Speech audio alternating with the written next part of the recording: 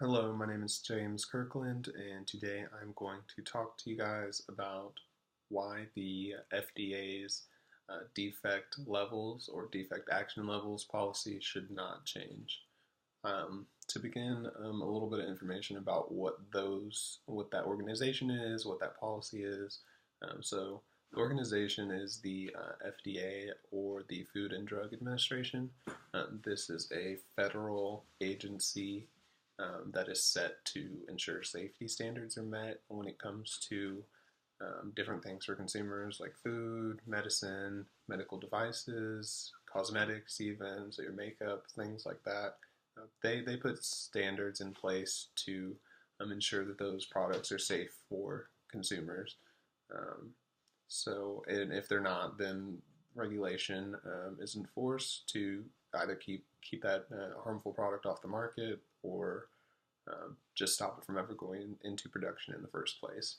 So, that being said, under Title 21 of the Code of Federal Regulations, which kind of sets standards for different government agencies and what they can and can't do. Title 21 covers the FDA. They also cover the DEA and another federal drug agency, but more on the FDA side of things. They deal more with food, medicine as well, but most importantly, food is what we're talking here.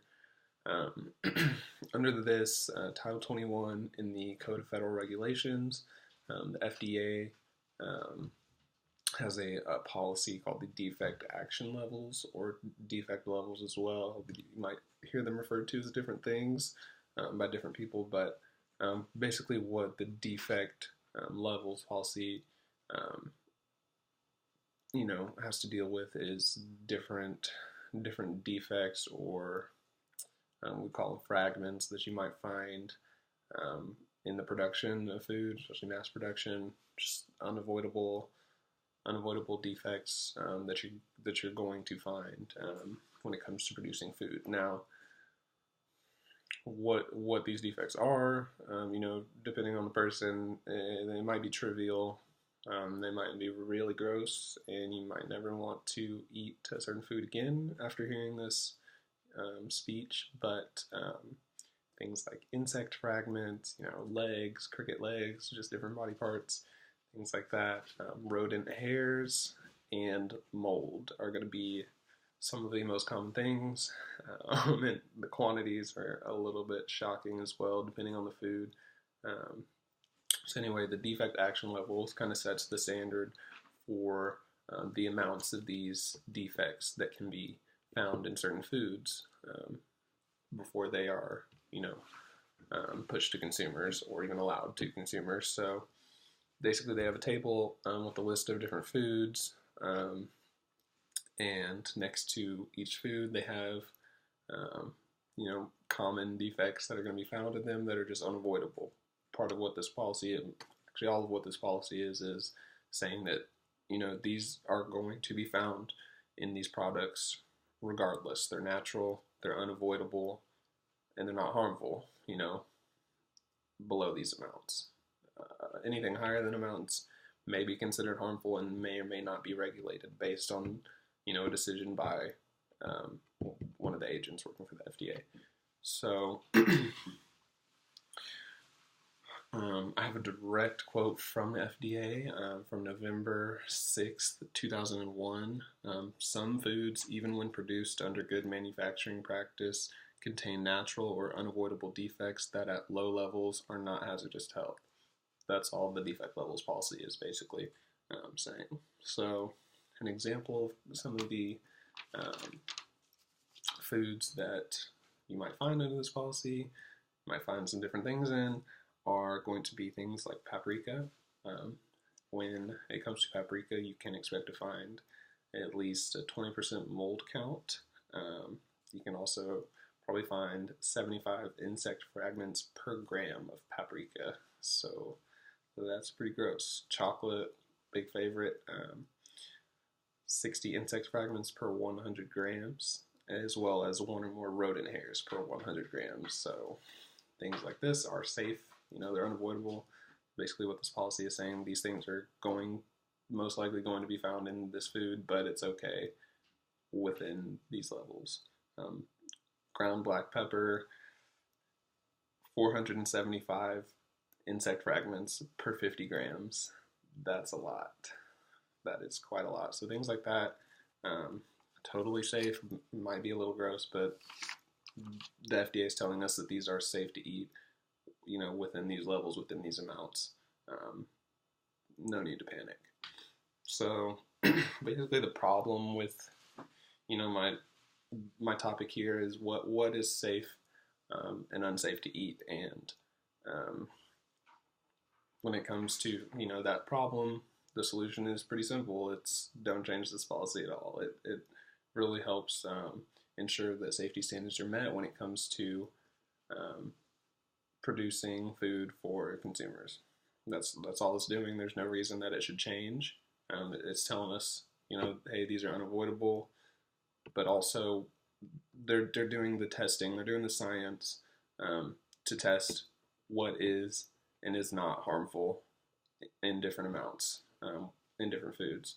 So by documenting those test results, they're establishing a universal standard for us as consumers as to what is safe and not safe to eat.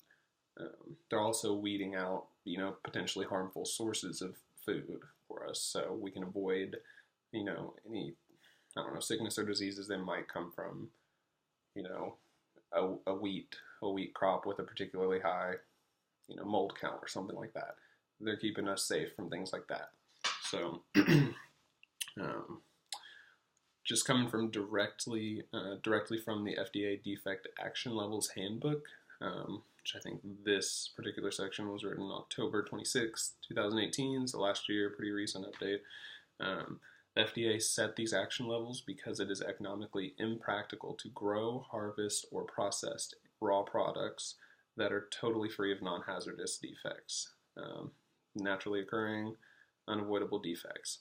Products harmful to consumers are subject to regulatory action whether or not they exceed the action levels. So this isn't even, basically all this is saying is that the table saying, hey, you have 475 insect fragments per 50 grams of black pepper. That's not a hard, if there's 476 fragments, then pull it from the shelves kind of deal. So that's all they're saying is they determine, at the end of the day, they determine, hey, what's safe and unsafe, and they know through the testing that they've done that this product is going to be safe for consumers, even though it's got a couple cricket legs in it.